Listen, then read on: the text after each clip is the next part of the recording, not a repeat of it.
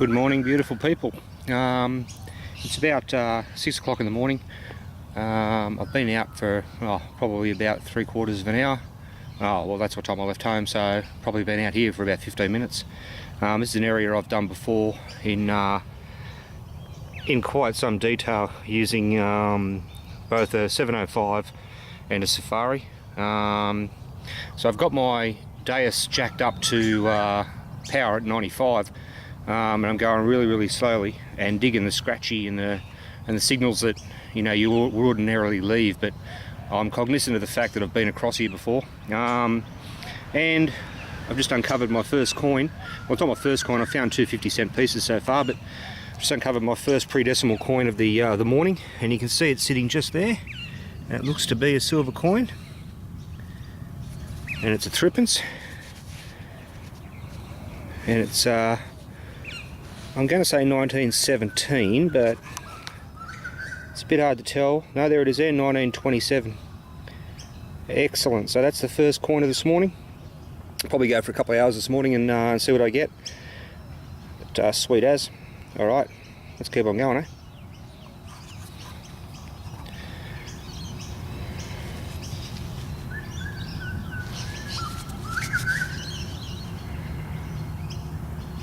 Excellent. Alright, it's been fairly quiet, as you'd expect for an area that's been smashed before.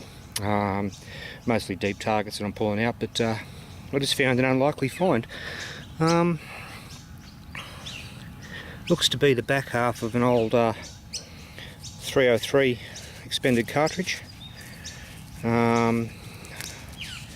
if I can get a head stamp off that. Yeah, good luck. No, it's a these things pop up all over the place, but the military did have a history of being in various parks during World War II, which goes a ways towards explaining why you find these things, and remembering that I suppose it wouldn't have been a built-up area, so consequently they would have been fine to do a bit of shooting, I suppose. But yeah, that looks to have. No, it's just sand. Alright, it's fired round anyway. Alright, let's crack on. Righto, still going along. Like I said, it's fairly light on. The sun's well and truly up. We're probably about another 3/4 of an hour on. Next to this light pole, I've just got what appears to be a coin sticking out of there. So let's get in there and get that out. Oh. It's a halfpenny, but it looks to have been Pac-Maned by the mower, which is a bit of a pity, really. It's pretty well stuffed, but it was a 1950 something halfpenny at some stage. Damn. All right. Let's see what else we can find, eh?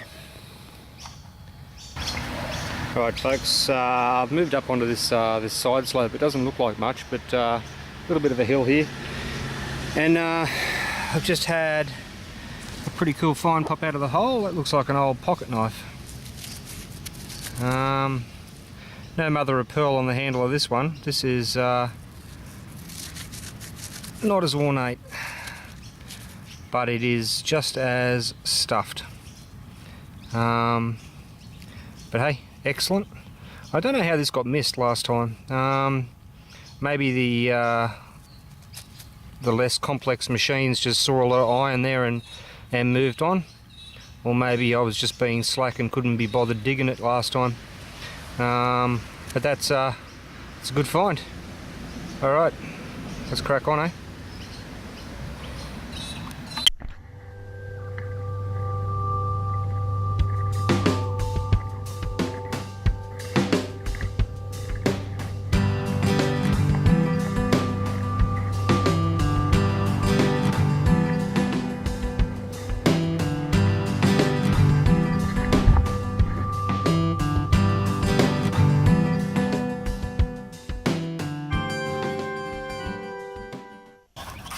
Alright, so this little hill's starting to pay off. This was a 94, 92, depending on which way I went, which ordinarily I leave a lot of the time because of the bottle cap issue.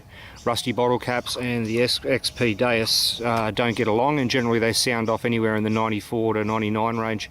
But there's a paucity of bottle caps around here, so I've dug it, and you can see it's just popped out there. Let's get in and get that. We've got ourselves a King George V penny, and it is a 1927 King George V penny, or Commonwealth of Australia penny. Excellent. All right, let's kick on this side slope for a while and see what else we can find. Alrighty, so at the base of this small fig tree, right in amongst the roots, you can see this big root on top here. I've had to sort of go up and under it. I've got a 92, and you can see I've popped what appears to be a half penny out of the hole, and it looks to be a 1912 Commonwealth of Australia halfpenny. I think it's 1912, or it could be 1922. No, it looks like a 1912. Excellent. Alrighty, let's keep on going, eh? Alright, so we're still next to this big root. I just ran the detector over the hole, and I got another hit, and you can hear I've still got something tucked underneath there. I can feel it. I'll get it on camera so you can see it come out.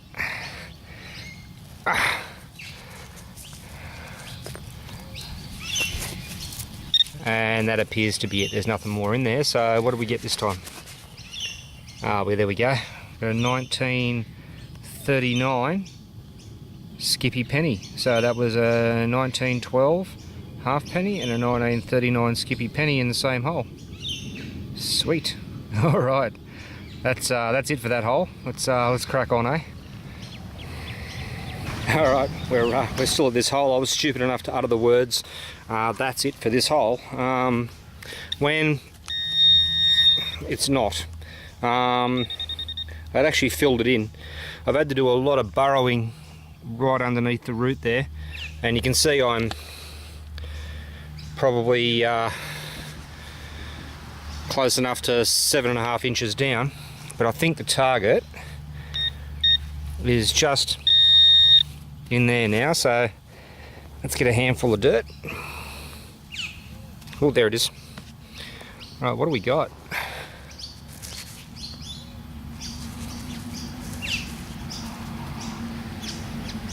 I've got no idea, hang on.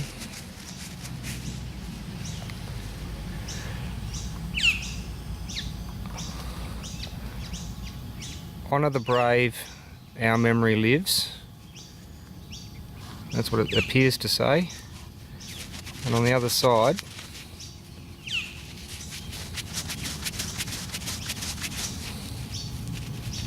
it's fairly beaten up, and I've got it upside down. Okay, I can see the 1916, I think this is a commemorative medallion of some description for the First World War. I'm not going to muck around with it anymore. I'll wait till I get home and give it a clean up. But hopefully you can see the detail on that. Maybe it needs a bit of shade rather than sun. Whoop, and I've dropped it. There you go. Yeah, I really can't tell you off the top of my head, but I think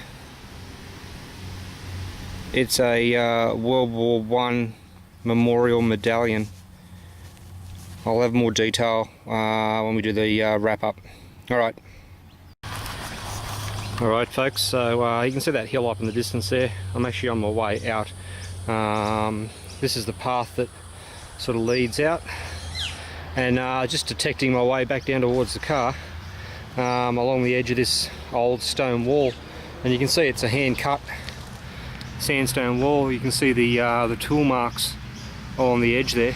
But that aside, I think I've finished on a high note here, folks. So got a nice 87 in amongst all the trash, and just there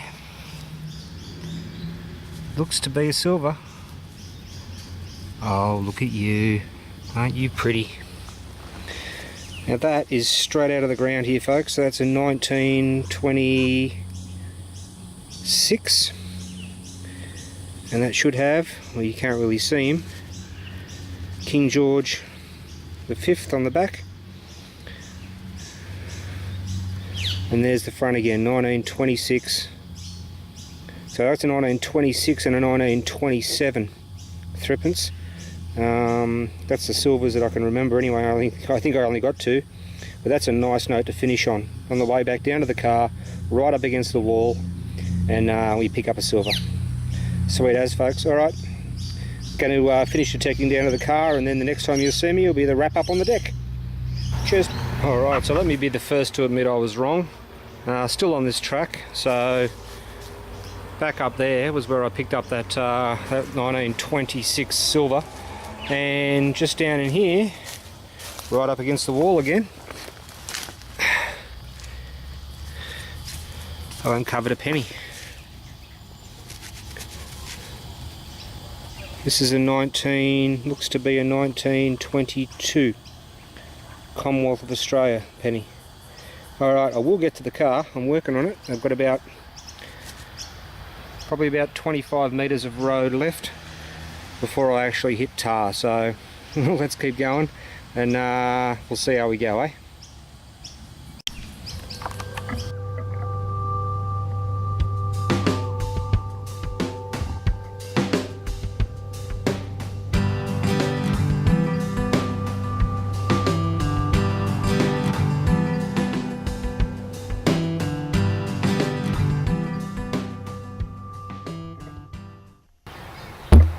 Alright, folks, just a bit of a wrap up of the finds from this morning. Didn't do too badly really for an area that had been done before. So we've got 3 pennies sitting there. You've got 2 Commonwealth of Australia and a Roo penny. A half penny, we've got a Commonwealth of Australia and a Pac-Man Roo penny being hit by a mower. Did right in the silvers, so both 925, we've got a 1926 and a 1927. I shall come back to this in just a moment. In the spare change department, we've got, you know, close enough to $2. I think we're about 5 cents off the 1 and 2 cent pieces, which I despise. The pocket knife that you saw come out, it's pretty well toasted. I'm not going to be able to get anything like a maker's mark or anything off that. And the 303 cartridge case that you saw come out. This little jobby here is quite excellent. It's a metal that was created. These came out of Western Australia, as best as I can make out, and they commemorated the death of Lord Kitchener, who died on June the 5th, 1915, and you can see that date at the very bottom, just there.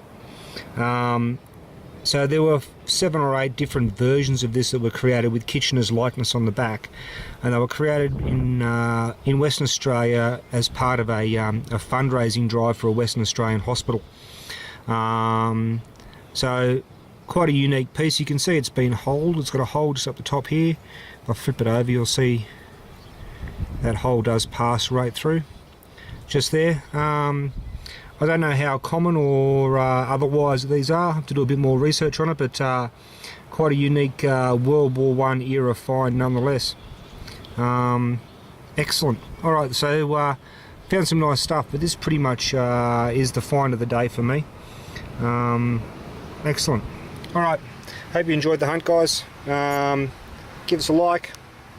If you've got any friends who aren't already on the channel, get them on there. Subscribe, and we'll catch you on the next one, folks. Cheers.